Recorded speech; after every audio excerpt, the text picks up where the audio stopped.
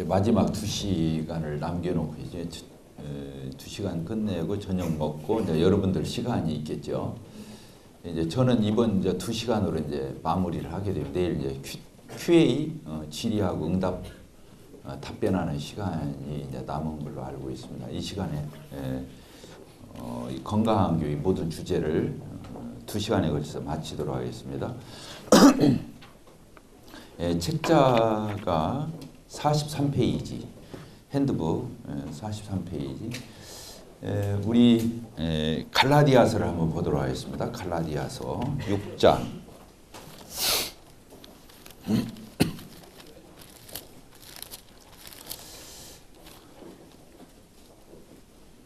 6장 1절.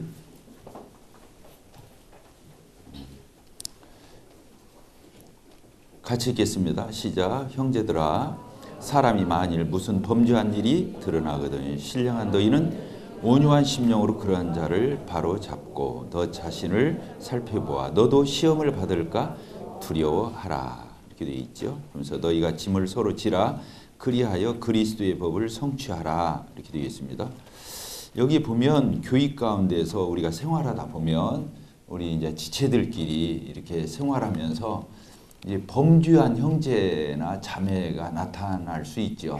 어느 지역이든지 잘못한 일들이 생길 수 있어요. 그러면 어떻게 알아야 되느냐 이렇게 써놓은 거죠. 뭐라고 그랬습니까? 형제들아, 사람이 만일 무슨 범죄한 일이 이렇게 드러났을 때 어떻게 해야 되느냐. 첫째, 신령한 너희는 이렇게 어떤 성숙한 그리스도인을 얘기하기도 하고 또 주님의 뜻대로 살아가는 이 형제 자매들은 어떻게 한다고요? 그런 사람을 온유한 심령으로 그러한 사람을 어떻게 하라고 그랬어요? 바로 잡아라. 그리고 너 자신도 또 그럴 수 있는 거니까 조심해라. 이렇게 되어 있습니다. 그러니까 온유한 심령으로 그냥 덮어줘라. 온유한 심령으로 그냥 봐줘라. 이렇게 써 있지 않아요. 그러니까 바로 잡아주라고 그랬어요. 그러나 그 태도가 막 심판하는 태도, 정죄하는 태도, 일방적인 판단 이렇게 마치는 게 아니라 온유한 심령으로 그런 사람을 바로 잡아주라고. 교인은 이렇게 바로 잡아주는데요. 바로 잡아주는데요. 이게 이제 징계를 얘기하는 거죠. 그리고 이제 내 자신도 돌아보면서 또 조심할 것, 교훈받을 것 이렇게 말하고 있습니다. 히브리서를 보도록 하겠습니다. 히브리 12장인가? 히브리서 12장에 징계에 관한 말씀이 나와요. 신구약을 통해서 참 너무 훌륭한 말씀이죠. 여기 보게 되면 12장 5절 이렇게 되어 있습니다. 12장 5절 또 아들들에게 권하는 같이 너희에게 권면하신 말씀을 잊었도다. 일러스되 내 아들아 주의 징계하심을 뭐라고 그러죠? 주님으로부터 징계를 받을 때 가볍게 여기지 말며 경히 여기지 말며 그에게 꾸지람을 받을 때에 어쩌다고요? 하나님 앞에 꾸지람 받을 때 낙심하지 말라. 가볍게 여기지도 말고 또 더 지나쳐서 낙심해서 뒤로 물러가지도 말아라. 이렇게 써 있어요. 하나님 뒤로 물러가면 기뻐하지 않으시니까. 사랑하는 자녀가 부모로부터 징계를 받을 때 그 품속에 더 뛰어들어야 되지 뒤로 도망가서 몰래 숨고 더 접근하지 않고 그러면 안 되는 거죠. 여기 보니까 그렇게 써 있죠. 그 다음에 6절 주께서 그 사랑하시는 자를 어떻게 하시고? 징계하고. 사랑 안 하면 나하고 상관없으면 징계하지 않죠. 그가 받아들이는 그 자식 아들마다 어떻게 한다고요? 채찍질. 정말로 아들을 아들답게 키우고 싶은 사람은 자식을 자식답게 키우려고 하는 부모는 반드시 그 자식을 근실히 아주 부지런히 징계한다는 거예요. 잘못했을 지적하고 책망하고 교훈하고 또 고쳐주고 이렇게 한다는 거죠. 또 매를 때리고. 징계가 매를 때리는 거잖아요. 채찍질 이렇게 써 있죠. 7절 너희가 참음은 징계를 받기 위함이라. 하나님이 아들과 같이 너희를 어때요? 대우하시나요? 어찌 아버지가 징계하지 않는 아들이 있으리요? 부모가 어떻게 징계하지 않는 자식이 있겠냐고요. 남의 자식이면 몰라도 자기 자식을 그냥 무책임하게 내버려두는 부모는 없다. 이런 얘기입니다. 8절 시작. 징계는 다 받는 것이거늘 너희에게 없으면 사생자의 친아들이 아니니라. 징계를 받는다. 그건 주소온 자식이거나 뭐 내 자식이 아닌 거죠. 정말 누가 잘 되기를 바래요. 부모는 나보다 내 자녀가 더 훌륭한 사람 되고 축복된 사람 되고 정말 사람다운 사람 되고 이런 걸 바라는 게 부모잖아요. 그래서 징계는 꼭 필요한 거예요. 그래서 징계가 없으면 그 제 자식 아니다는 거 아니겠어요. 그냥 하나님께서는 우리를 징계하신다 안 하신다. 그러니까 징계를 받을 때 우리 태도가 참 중요해요. 선한 태도로 받아야 돼. 징계를 받을 때 착한 태도로 받아야 돼. 징계를 안 받을 수 없는 거잖아요. 우리가 살아가면서. 근데 거기서 안 착한 태도로, 불량한 태도로 받으면 안 돼요. 불량이 뭐예요? 대드는 거. 징계를 하는데 대들어. 그리고 따져. 불통불통해. 그러면 되겠어요, 안 되겠어요? 징계를 하면은 잘못했습니다. 다시는 안 할게요. 그냥 맞던 것도 좀 덜 맞고 때리면서도 좀 감정이 가라앉고 그러는데 이건 진짜 옛날에 우리 아들이 그랬어요. 뭐 이렇게 때리면 아버지 잠깐만요. 그리고 성경을 펴요. 자녀를 노엽게 하지 말라. 안 되겠다. 너 덜 맞았다. 설 맞았다. 이리 와. 이제 반죽이죠. 그러면 이제 우리 아들이 지금 요새 그래 이제 37 먹었나? 이제 37 먹었는데 자기가 지금 살아있는 것이 용하다는 거예요. 살아남아있는 게 참 주님이 도우셔서 살아남았다는 거예요. 그만큼 맞았어요. 그렇게 보여요? 여기 보니까 왜 내 자식을 내가 왜 때린 거예요? 사랑하니까 그런 거예요.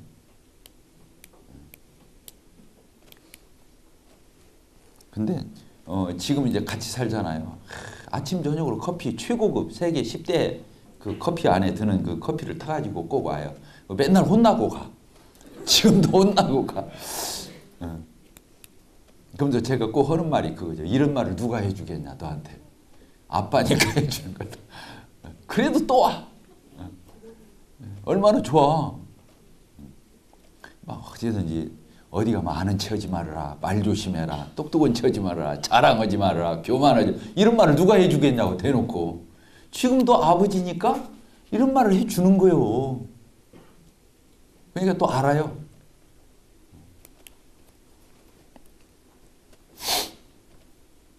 구절 같이 읽겠습니다. 시작. 또 우리 육신의 아버지가 우리를 징계하여도 공경하였거든. 하물며 우리 모든 영의 아버지께서 더욱 복종하며 살려하지 않. 하나님이 징계할 적에는 더 말할 것도 없다 그거야. 부모로부터 징계를 받을 적에도 겸손한 태도, 공경하는 태도, 딱 꺾어진 태도로 단정하게 징계를 받아야 하는 것 마땅하지만 하나님이 하는 데는 더 말할 것도 없다 그거예요. 알겠죠? 예. 그러면 그 징계가 얼마나 피가 되고 살이 되고 유익이 되게 10절에 써 있어요. 그들은 잠시 자기 뜻대로 우리를 징계하였거니와 오직 하나님은 뭐라고 그랬어요? 우리의 뭘 위해서? 유익을 위하여 그의 거룩하신 참여하게 하시느니라. 무릇 징계가 그 맞을 때는 즐거워지 않고 아프지요. 슬퍼 보이지요. 후에 그로 말미암아 연단을 받은 자들은 의와 평강의 열매를 맺느니라. 이렇게 결국에 참 그러니까 사랑이죠. 징계는 사랑이에요. 따릅시다. 징계는 사랑이다. 이렇게 이해를 하는 게 착한 태도죠. 징계를 받으면서도 하나님이 나 사랑하시는구나. 나를 내박쳐두지 않으시는구나. 나를 끝까지 간섭하시는구나. 이런 걸 느끼는 게 제대로 된 자식이죠. 그런 게 그렇다는. 자, 우리 로마서를 한 군데 더 보도록 하겠습니다. 로마서 16장.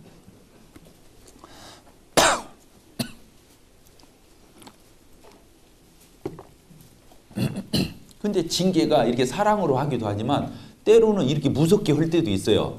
16장 몇 절을 보냐면 17절. 16장 17절 시작. 형제들아 내가 너희를 권하노니 너희가 배운 교훈을 거슬려 분쟁을 일으키거나 거치게 하는 자들을 살피고 그들에게서 떠나라. 이 같은 자들은 우리 주 그리스도를 섬기지 아니하고 다만 자기의 배만 섬기나니 교활한 말과 아첨하는 말로 순진한 자들의 마음을 미혹하느니라. 여기 그렇게 써 있죠. 여기 뭐라고 되어 있냐면 교회 안에서 이 교회 지금 노마 교회에다 하는 말이에요. 이 노마서 16장 1절에서 보면 노마에 있는 성도들을 다 칭찬을 해요. 사람 누구는 어떻고 누구는 어떻고 누구 여기에 막 그 바울 사도가 노마에 있는 참 훌륭한 성도들의 이름을 일일이 거론하면서 수식어를 다 써요. 이런 내가 사랑하는 나보다 앞선 뭐 정말로 신실한 이런 말을 쓰면서 여기 다 그렇게 칭찬을 해요. 16장 1절에 보면 베베자매를 이렇게 칭찬하잖아요. 그러면서 그 자매는 어떤 사람이다. 어떤 사람이다. 자기의 보호자였고 여러 사람의 보호자였고 정말 훌륭한 자매님이시다. 이렇게 쓰고 왜냐면 이 편지를 가지고 지금 갔으니까. 그래서 3절에 보면 브리스길라 아굴라. 브리스가 아굴라에게 또 문화를 그걸 뭐라고 했냐면 예수 안에서 나의 동역자이다. 다른 데 보면 자기 목숨이라도 나를 내주려고 했다. 그 4절에 써 있잖아요. 그들은 내 목숨을 위해서 자기들의 목까지도 내어놓았다. 이런 사람들이라는 거예요. 또 에베네도 내가 사랑하는 이렇게 표현하고 또 아시아에서 처음 그 주님을 영접했던 그 성도다. 처음 맺은 그 다음에 마리아를 뭐라고 표현했어요? 너희를 위해서 많이 수고한 마리아. 내 친척이고 나 같이 을 적에 같이 했던 안드론이고 유니아 이런 사람들 다 막 이름을 쭉쭉쭉 기억력도 좋으셔. 막 여기다 일일이 다 써놨어. 그래가지고 막 이런 사람들을 귀히 여기고 알아주고 칭찬하는 거예요. 그래서 이런 사람들 문안해라. 16절 너희가 거룩하게 입맞춤으로 서로 문안하라. 그리스도의 모든 교회가 다 너희에게 문안하라. 이렇게 하면서 이 많은 사람들을 칭찬하고 격려하고 알아주고 그렇게 하고는 또 이 다음을 보면 또 자기하고 같이 함께 있는 사람들을 막 또 소개를 해요. 21절부터 보면 나의 동역자 디모데, 나의 친척 누기오, 야손, 수시바도 또 너희에게 헌다. 지금 이 편지를 대표로 하는 나 더디오도 너희에게 문안한다. 뭐 에라스도 뭐 구하도 뭐 이렇게 하면서 또 자기하고 또 같이 있는 사람들을 또 다 이렇게 들어서 성도들을 또 이렇게 소개를 해요. 그런데 그 가운데다가 뭐라면 이런 사람은 상종도 말하라 또 써놨어.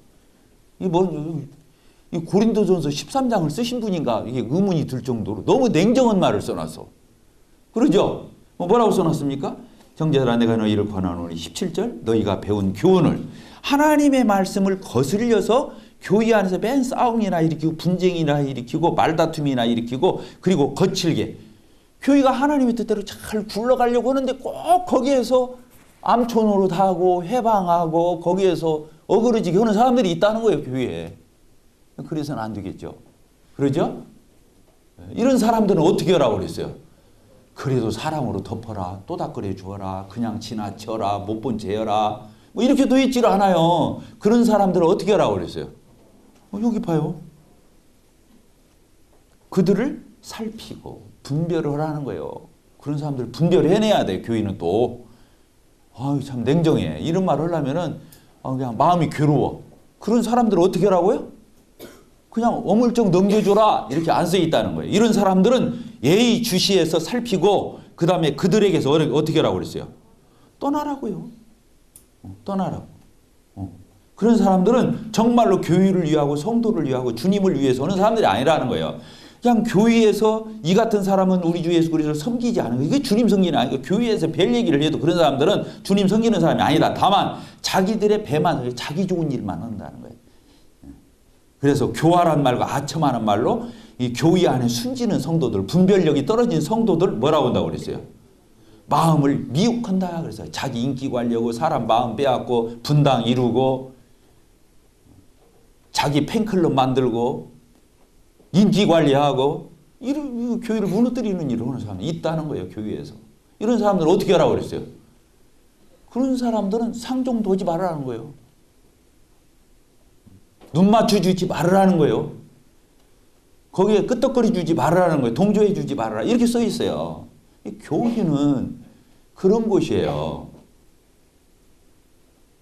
뭐 아시겠죠? 냉정을 주는 이렇게 냉정. 하나님은 거룩한 사랑을 하시는 분이에요. 따라서 거룩한 사랑. 하나님이 사랑을 하시죠. 그런데 거룩한 사랑. 그 앞에 수식어가 있어요. 값싼, 세상적인 이런 유치한, 저급한 이런 사랑을 베푸는 분이 아니에요. 하나님은 공의로우신 분이시잖아요. 의로우신 아주 거룩하신 성결하신 분이시거든요. 그러면서도 사랑을 나타내시는 분이에요. 그렇죠. 죄인을 사랑하시지 죄를 사랑하시는 분이 아니거든요. 그래서 죄는 반드시 지적하고 책망하고 드러내고 교회에서 징계해야 되고 그런 거예요. 교회가 그런 곳이에요. 하나님이 우리를 용서할 때 은혜로 거저 값없이 선물로 우리 구원을 주셨잖아요. 그러나 하나님이 그냥 그렇게 하신 게 아니에요. 우리 죄에 대해서 값을 예수님에게 철저히 남김없이 다 묻고 우리에게는 공짜로 준 거예요. 그렇잖아요. 그러니까 거룩한 사랑이죠. 그냥 유야무야 우리를 용서하고 괜찮다고 그러고 의롭다고 그러고 이런 분이 아니에요. 하나님은 아주 공의로우신 분이거든요. 1.1획도 율법의 1.1획도 어김없이 다 책임을 묻는 분이거든요. 그 율법의 저주를 예수님에게 퍼붓고 우리를 율법의 저주에서 속량하시고 구속해 주신 분이 이제 하나님이시잖아요. 그래서 교회를 이해할 때 이런 하나님의 사랑을 이해할 때 이런 징계와 더불어서 교회는 거룩한 공동체다. 거룩한 공동체다라는 거예요. 이해가 되셨습니까? 네, 그냥 넘겨봅시다.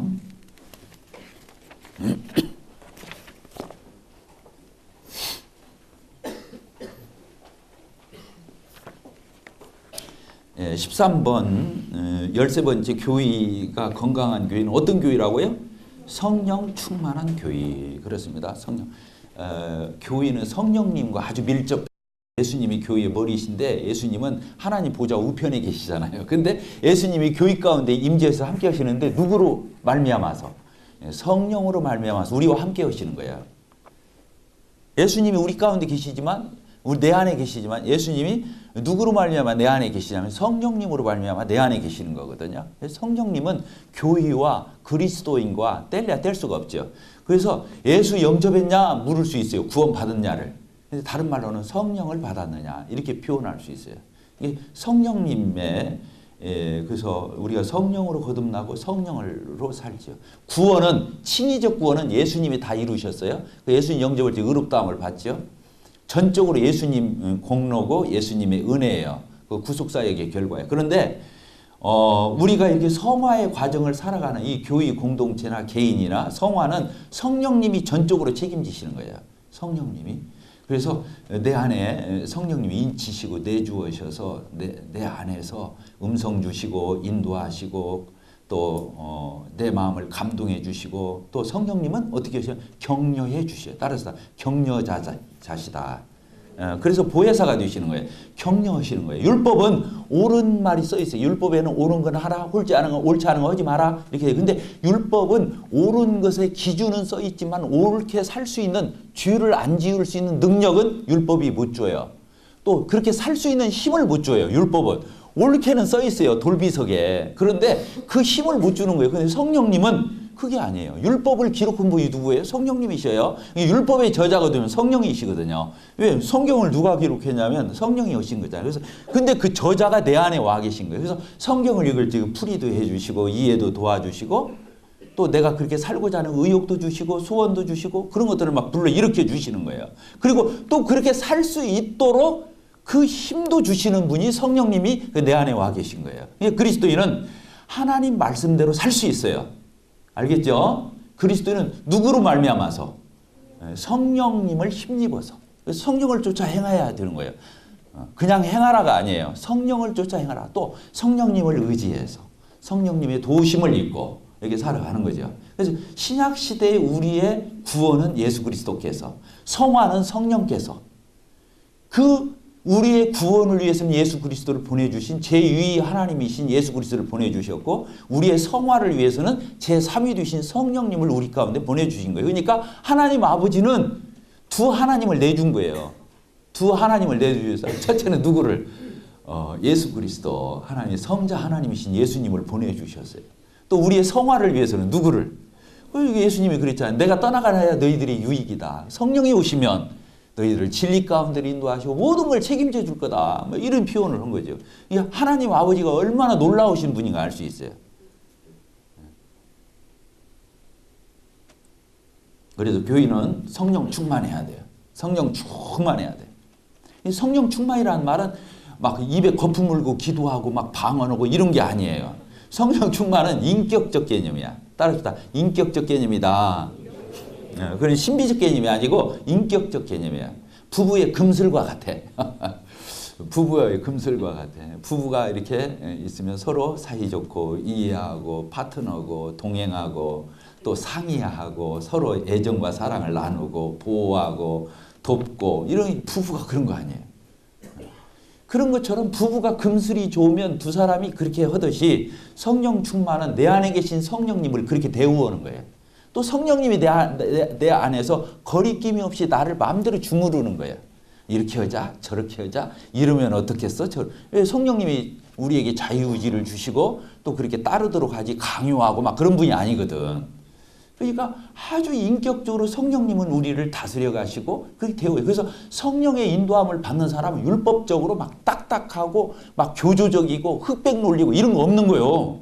인격적으로 우러나는 거예요. 성령님은 참으로 우리를 하나님의 형상대로 하나님의 모양대로 인격성을 부여하신 분이시잖아요. 그래서 성령님이 역사하는 것하고 성경을 도식적으로 이해하고 문자적으로 이해해서 막 꼬치꼬치 따져서 그렇게 하는 것은 인격적이 아니잖아요. 뭔 말 알겠어요? 가령 내가 막 집에서 우리 자녀가 좀 불편하게 해서 내가 인상 쓰고 있어. 근데 와가지고 왜 인상이 그래요? 왜 내천자를 그리고 지가 빨리 눈치채고 뭔가를 그래야 되는 거 아니고 뭘 그런 걸 물어봐. 그 인격이 아니잖아. 그래서 야 네가 아까 아빠가 보고 있는 TV 네 마음대로 다른 데로 돌렸잖아. 그런 말을 그랬어요. 그러면 쓰겠냐고. 미리 눈치를 빨리 채야지. 그 말을 해줘야 꼭 알겠냐 그거야. 그건 인격적이지 않다 그거야. 그래서 우리가 궁금하면 질문하고 의문한 것은 질문이 아주 질문을 위해서 질문을 하는 사람이 또 있어. 그건 인격적이 아닌 거예요. 알고 싶어서 하는 게 아니야. 그러면 안 되죠. 순종하고 싶어서 해야지. 궁금해서만 질문하는 게 아니야. 알고 싶고 순종하고 싶어서 묻는 사람과 이게 다 이 동기가 다르다니까. 뭔 얘기하다 이쪽으로 하는 거예요. 그러니까 성령 충만하다는 것은 인격적 개념이다. 알겠죠? 하나님과 나와의 이런 인격적인 거예요. 그래서 성도들이 교회 안에서도 다 그렇게 인격적으로 배워가야 되는 거예요. 교조적으로, 율법적으로, 공식적으로, 막 흑백 논리로 시시비비해서 주님 배워가면 그 교회는 그냥 계속 시끄러. 알겠죠? 이신전심. 따라서 봐요. 이신전심. 이신전심이 뭐야? 집에 가서 찾아봐요. 시간 없어요. 자, 14번째. 건강한 교회는 어떤 교회다? 선교 지향적인 공동체다. 그렇죠. 교회는 이 지상에 있는 구원의 방주와 같은 거예요. 복음을 전하는 거죠. 세상의 소금이고 세감의 빛이잖아요. 그래서 빛을 비추이고 소금을 맛을 내야 돼요. 복음을 전해요. 빛을 비추어서 말구 아래 놓는 사람이 어디 있냐는 거예요. 등경 위에 두어서 세상을 비치게 하고 그런 거죠. 그래서 복음을 전하지 않는 그리스도인, 복음을 전하지 않는 교회 상상할 수 없어요. 이미 교회이기를 포기한 거죠. 교회이기를 포기한 거예요. 그래서 복음은 이유가 없어요. Great Mission, 가장 위대한 소명이 뭐예요? 사명이 뭐예요? 예수님이 승천하시면서 너희는 가서 모든 족속으로 제자를 삼아 아버지와 아들과 성령의 이름으로 침례를 주고 내가 너에게 분부한 모든 것을 가르쳐 지키게 하라. 복음 전해서 구원 받으면 정말로 똑바로 가르쳐서 똑바른 그리스도인 되게 해라. 이렇게 써 있는 거예요. 오직 너희가 성령을 받고 권능을 받으면 예루살렘과 유대와 사마리아 땅끝까지 이르러 뭐라고 그랬어요? 내 증인이 되어달라. 나는 이제 하나님 보좌 우편으로 가니까 나는 보여줄 수가 없어. 너희들이 보여주어. 이렇게 되는 거예요. 예수님이 마지막 부탁이에요. 그러잖아요. 그래서 우리가 이 교회가 선교하는 거, 전도하는 거. 이제 선교는 전도의 확장 개념이죠. 뭐. 그렇죠. 전도예요, 사실은. 지역 안에서 전도하고 가족들에게, 직장에서 학교 친구들에게, 내 이웃들에게, 친족들에게 복음을 전해야 되죠. 양심적인 거 아니겠어요? 그리고 또 이제 국경을 넘어서서 또 바다를 건너서 문화도 다르고 언어도 다르고 풍습도 다르고 모든 것들이 다른 그런 장벽을 넘어서서 가는 것이 이제 선교죠. 선교. 그래서 저는 참 그 선교사들을 보면 정말로 마음에서부터 존경해요. 그 모든 것들을 그 말도 못하는 자녀들, 아내, 그리고 자기도 어두는데 그 유국을 나간다. 아, 참 최고죠. 베스트에 베스트. 신앙 안에서는 하여튼 뭐 이거 좀 레벨을 따지기는 그렇지만 하여튼 최고의 레벨은 선교사다고 보여져요. 예, 그런 걸 감수하고 가는. 그래서 참 건강한 교회는 선교 지향적이다. 저희 교회는 선교사들 파송되기를 위해서 굉장히 기도했는데 나올라 말라 하면서 안 나와. 굉장히 마음이 공고했는데 주님께서 그 선교할 수 있도록 길을 열어주셨어요. 왜냐하면 중국인 유학생 선교를 하는 형제님 가정이 전주대로 이렇게 발령이 나서 왔어요. 중국인 유학생들 유치하고 관리하고 그런 교직원으로 왔어요. 전주대학교에. 그래서 이제 그 형제님이 중국 유학생들을 막 데리고 오는 거예요. 그래서 그 벌써 중국 학생들이 첫 해에 3명 구원받고 이번에 2명 구원받고 침례 받았어요. 그래서 5명. 정말 막 흥분돼요. 짜릿짜릿해요. 그렇잖아요. 우리가 선교사가 가서 복음 전해서 구원받는 이 열매가 나온다는 게 몇 년을 가야 할지 모르거든. 언어 익힐라 뭐 이런 거 저런 거 하다 보면요. 열매까지 거둘려. 근데 저희들은 이미 우리 한국에 와 있는 사람들. 그래도 한국말도 대충 또 하는 사람들. 또 자기 발로 걸어서 또 우리 교회까지 와서 복음 들어주고. 그러니까 모든 자원을 활용할 수가 있어. 제한받지 않고. 우리 예배당, 체육관, 또 우리가 가지고 있는 스태프들 이런 모든 자원을 가지고 정말 이게 섬길 수 있는 이런 걸 주신 게 너무 감사해요. 참 그래서 참 우리 교회 같은 경우에 정말로 기다리고 기다리던 이 선교의 기회를 주님이 주셨는데 이게 또 몇 년 갈지 모르잖아요. 중국하고 우리하고 얼마나 거래가 좋았는데 지난번에 무슨 사건? 뭐 사드? 그것 때문에 왕창 막 명동 거리가 그냥 완전히 한산해져 버리고 망한 데가 많잖아요. 그렇죠? 이게 지금 유학생도 이렇게 보내다가 어느 날 못 보낸다 하면 그냥 그날로 못 오는 거예요. 그러니까 주님이 이 기회를 주셨을 적에 몇 년이 될지는 모르지만 정말 이건 찬스다. 총력을 기울여서 정말 우리가 선교사도 보내는데 이미 와 있는 이런 이런 영혼들을 거두는 건 일도 아니잖아요. 지금 매주 한 20여 명 이쪽 저쪽 토요일마다 와요. 그래서 오후 4시에 이렇게 이제 우리가 가서 픽업해다가 또 축구 저기 우리 체육관에서 배드민턴도 치고 탁구도 치고 농구도 하고 이렇게 하면서 하다가 간식도 먹고 또 복음도 1시간 듣고 또 저녁 먹고 그리고 가고자 하는 사람 픽업해서 데려다주고 우리 청년부에 함께 하고자 하면 또 청년부에도 같이 활동하고 이렇게 토요일마다 그렇게 하고 있어요. 그리고 토요일 날 이제 오전 같은 경우는 축구 농구 교실을 해요.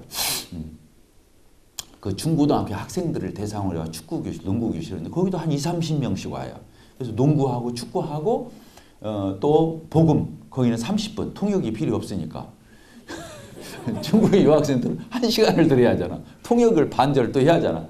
근데 이 축구 교실, 농구 교실은 한 30분 딱 저래요. 처음에는 막 불퉁불퉁해요. 교회 와서 막 재밌게만 놀려 생각이었다가 복음 들으라고 하면 아주 불퉁불퉁하고 좀 태도가 불량하고 그랬는데 그것도 한두 번이지 와서 매주 와서 농구하고 땀 흘리고 놀고 부딪히고 놀고 밥 먹고 하다 보니까 식구가 돼버려요. 몇 주 지나면 그냥 그런 거 싹 없어져요. 그래서 거기에서도 6명 침례 받았나요?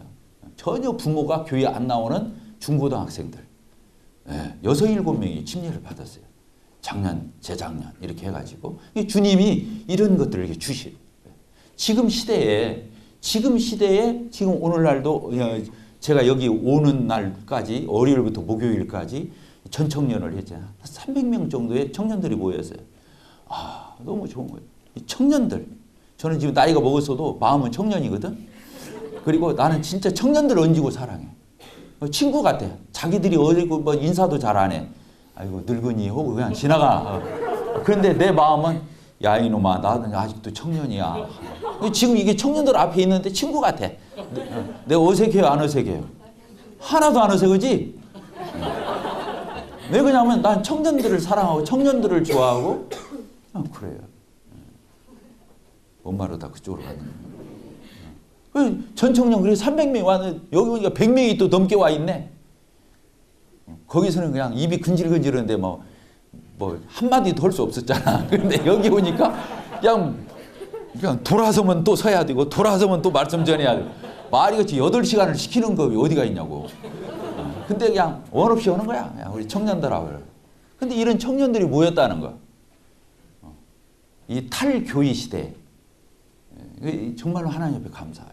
여러분들이 우리나라의 우리 지역교회 미래고 비전인데 참 감사해요. 그래서 교회는 이렇게 선교 지향적인 교회가 돼야 한다. 그리고 고인물은 썩잖아요. 전도든 선교든 그쪽으로 해야 돼. 그래야 적군하고 싸움해야지 우리끼리 싸우면 안 돼요. 뭔 말 알겠죠? 교회에서 얹고 명심해. 사단은 우리끼리 싸우면 자중질환이 일어나서 거기 뭐 싸먹고 맞았거든. 스스로 무너지니까.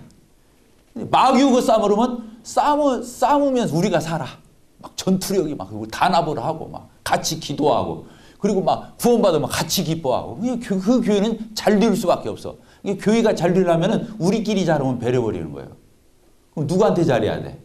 영혼들한테 잘해야 돼. 그럼 나도 살고 영혼들도 살고 하나님 나라 확장되고 그렇게 순서가 그렇다는 거죠. 자, 15번 보도록 하겠습니다.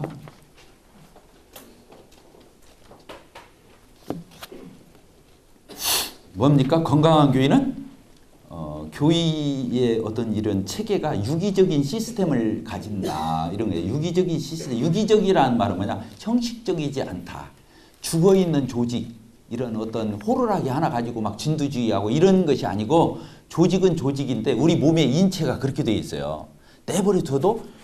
내버려둬도 온도가 다 유지되도록 계속 이렇게 하고 혈압도 어디에서 어디까지 호흡은 몇 번, 맥박은 몇 번 이게 다 자동적으로 조절되는 거예요. 이게 유기적이라고 그래요. 이게 살아있는 생명체이기 때문에. 그래서 교회도 너무 지나치게 조직화하거나 인위적으로 자꾸 쪼개가지고 그런 조직 운영을 하면 안 돼요. 그것은 죽은 조직이 되도록 하는 거예요. 뻣뻣하고 죽은 그런 조직을 만들면 안 돼요. 그래서 성령님이 제한받지 않도록 교회에서 성령님이 너무 또 무질서면 안 되잖아. 오합지졸처럼 그냥 그렇게 교회가 또 운영되면 안 되는 거니까 규모 있고 질서 있고 균형 있고 서로 불편하지 않게 이렇게 그런 최소한의 그런 시스템을 교회가 갖는 게 중요하죠. 그러면서 성령님의 영역을 너무 침범해버리면 성령님이 근심해버려. 이거 내가 할 일인데 왜 니네들이 왜 그래? 이렇게 되는 거예요. 그래서 그런 건 교회가 침범하면 안 돼요. 예배 때 순서 정해놓으면 되겠어요? 안 되겠어요? 일본에서 30분까지 순서 정해줘. 감사기도 순서. 그럼 헷갈릴 것도 없고. 근데 그러면 돼? 안 돼? 기도문도 써줘. 그러면 되겠어? 안 되겠어? 수가 없는 얘기지만 그 예를 들면 그렇게 인위적으로 그렇게 세상에 어떤 그런 걸 가지고 들어와서 하면 안 된다는 거예요. 이게 최소한으로 하면서 하나님의 영역을 침범하지 않으면서 그러면서도 무질서하게 엉망으로 혼란스럽게 혼돈하게 그렇게 하는 건 아니다는 거예요. 교회가. 이해가 되셨죠? 그래서 이제 그런 거를 그래서 이게 붙인 거예요. 교회의 유기적인 시스템 필요해요. 그 규모 몇 명 안 될 줄은 시스템 필요 없어요. 그냥 같이 돌아가면 돼요. 그러나 이제 이게 규모가 있어지면서 그런 어떤 틀이 필요할 그런 것들을 하는 거죠. 그래서 이제 그게 이제 참 인위적으로 할 수 없는 부분이고 그래서 제가 이제 이런 것들도 언제 어디 가서 배웠냐면 15년 전, 16, 7년 전에 싱가포르 앙모교 갔었어요. 그때 13일인가를 있었어요. 2주 정도. 그때 아주 자세하게 가서 보고 와서 그때 한국 모임이 대다수 그렇게 숫자들이 많지 않았어요. 많으면 100여 명, 그렇지 않으면 보통 20, 30명, 30, 40명 그랬는데 그때 이제 제가 그 앙모교 가서 보니까 그렇게 큰 교회도 정말로 경건하고 보수적이고 그런 것들을 다 볼 수 있겠더라고. 그래서 교회가 꼭 작아야만 그렇게 되는 건 아니구나. 이렇게 큰 교회도 정말로 그 교회가 하나님 말씀대로 할 적에는 이렇게 훌륭하게 이 교회가 운영되고 그렇게 흘러가는 거구나. 이런 걸 보고 왔어요. 앙모교회 가서. 아주 자세하게 보고 왔죠. 모든 걸 다 보고 왔죠. 그래서 이번에도 갔다 왔어요. 작년에 우리 교회 장로 집사들 18명 한꺼번에 다 갔어요. 교회에 설교 올 사람이 없어가지고 옆에 있는 교회에 사역하는 형제님이 좀 오라 해서 설교 좀 그날 와서 하라고 해놓고 우리는 다 빠져나갔지. 모험이지만 별 수 없어. 가서 봐야 하니까. 100번 들어야 필요 없어요. 한 번 가서 봐야지. 그래서 앙목의 모임을 갔다 왔어요. 장로 집사들은 우원이 가서 다 보고 그러고 왔죠. 또 그 리틀톤 바이블 채플이라고 알렉산더 스트라우크 형제님 계신 교회도 우리가 10명이 갔어요. 10명 장로들 부부 간에 이렇게 가가지고 통역 한 분 이렇게 모시고 가서 거기 7박 8일 왜 일주일 코스를 다 봐야 하니까 7박 8일을 전부 샅샅이 보고 그 교회 운영하는 거, 교회 집회, 예배, 또 장로 모임, 집사 모임 다 가서 옵서버로 다 보고 그리고는 이제 다 훑어보고 이제 그러고 왔어요. 또 개인적으로는 이제 제가 페어페븐 옛날에 맥도날드 형제님 진깁슨 형제님 계시던 페어페븐은 가려고 하다 못 갔어요. 비행기표를 끊었는데 뭐 바람이 불고 지금 못 갔는데 거기는 언제고 내가 그 교회의 그 홈페이지를 이렇게 줄기차게다 딱 놓고 수시로 들어가서 그 페어페븐 모임을 이렇게 들어가서 어떻게 경영하는, 어떻게 영적으로 운영하는지 이런 걸 다 보고 이제 영어는 내가 잘 모르지만 눈치는 있으니까 다 알 수 있어. 또 모르면 이제 찾아보면 돼 영어 사전. 그렇게 해서 이제 이 교회는 이렇게 운영을 하는구나 봤죠. 또 존 메가더 목사가 있는 그 그레이스 커뮤니티 처치도 한번 가봤어요. 정말 훌륭해요. 정말 훌륭해. 나는 참 숫자가 많아가지고 이 교회가 정말 신약성경적인 교회로 운영되기는 어렵겠지만은 그래도 그 규모의 그 정도 운영되는 교회는 없을 거라고 봐요. 그렇게 훌륭하더라고. 왜냐면 그 존 메가더 목사가 우리하고 80~90%가 같아요. 왜냐면 존 메가더 목사가 그 그레이스 커뮤니티 처치를 시작을 저게 우리 모임의 교회 진리 책자, 소책자를 갖고 시작을 했어요. 나도 이런 교회를 이루겠다. 그러니까 그레이스 커뮤니티 처치하고 우리하고 거의 똑같아요. 뭐 더 자세히 할 수는 없고. 또 봅시다. 16번. 16번. 우리 지역교회가 성경적이냐 전통적이냐. 그래서 1번 뭐라고 그랬어요? 오로지 성경에 근거할 때만 권위가 있는 거예요. 성경이 없는데 우리 교회가 옛날부터 이렇게 해왔다. 그래서 그렇게 한다. 이건 안 되는 거죠. 물론 훌륭한 것은 개성해야 돼요. 이해가 되죠? 그러니까 어디에 근거해야 한다고요? 성경에 근거해야 돼. 그래야 권위가 있어요. 인정할 수 있어요. 누구한테라도 성경을 펼쳐서 보여줄 수 있어야 돼요. 그렇지 않으면 안 되는 거죠. 그리고 2번 성경이 없는데 마치 있는 것처럼 권위를 주장하거나 고집을 세우면 안 돼요. 세 번째, 아름다운 전통과 미덕은 계속 개성 발전시킬 수 있죠. 그게 성경이 없어도 꼭 다 성경이 써 있을 수는 없는 거니까. 그 다음에 네 번째 뭐라고 되어 있어요? 과거에 성경적이지 않은 것들을 가지고 얼마나 싸움을 했는가 말이야 우리끼리. 전체 호칭 문제. 그냥 몇 년을 싸움을 했어. 형님이라고 해야 하냐 형제님이라고 해야 하냐. 그래갖고 형제 모임 하면 맨날 싸움해. 우리가 조폭이냐 형님 그러게. 형제님이라고 하면 이거 자식이 손자가 와서 형제님 그래도 되는 거냐고. 이런 버리장머리 없는 그 이 물구나무 서기가 어디가 있냐 막 이러고 그랬어요. 그래서 떡에다가 아까도 얘기했잖아. 뭐 이스트를 넣어야 하냐 우유를 넣어야 하냐 설탕을 넣어야 하냐 부침개로 하면 되냐 안 되냐 막 그런 거 싸움했어. 그리고 잔도 그랬고 또 의자 놓는 것도 그랬어. 여기 의자 놓은 거 신령하지 않구만 연주교회는. 그때 당시 우리가 하나님 앞에 저기 마룻바닥에서 무릎 꿇고 예배를 드려야지 어디 의자에 버티고 앉아서 저 예배를 드릴 수 있냐. 그래갖고 막 의자 앉으면 다 붉은 거네. 근데 지금은 다 안 왔어. 그러니까 이것은 뭐라? 본질이 아니다. 그 얘기를 하려는 거예요. 또 뭐라고 그랬어요? 경건서적 읽으면 안 된다는 거예요. 성경만 봐야 한다는 거예요. 그 막 호통을 치고 막 성경만 봐요 경건에. 근데 그 형제님 막 강종원 형제님 집에 들어가 보니까 서재에 책이 가득해. 자기는 다 보면서 성도들한테는 책 보지 말라고 한 거야. 그러면 되겠어 안 되겠어? 그래서 저는 그냥 그런 거 보고 우리 교회는 아예 막 책꽂이가 쫙 꽂혀 있는 게 그게 교회 사무실이야. 아무라도 와서 뺏어 보고 교사들 반사들 다 와서 참조해서 보라고. 뭔 말 알겠죠? 나만 안 봐. 다 오픈해놔서 다 보라고. 그래야 내가 거짓말 하는지 알지. 뭔 말 알겠죠? 이게 거짓말 못 하려고 하는 거예요, 다. 그 다음에 또 신학교 다니는 문제가 아까 얘기했죠? 또 타고단과의 교류 문제, 뭐 이런 것들이 있죠. 그래서 아까도 말했지만 근본적인 거냐? 중요하지만 근본적인 건 아는 거냐? 그렇지 않으면 분별에 따라서 할 수 있는 거냐? 이런 거 구별하는 자, 넘겨봅시다. 17번째. 기성 기독교계와 타교단과의 교류. 이렇게 되어 있죠? 이 부분은 쉬었다 하도록 하겠습니다.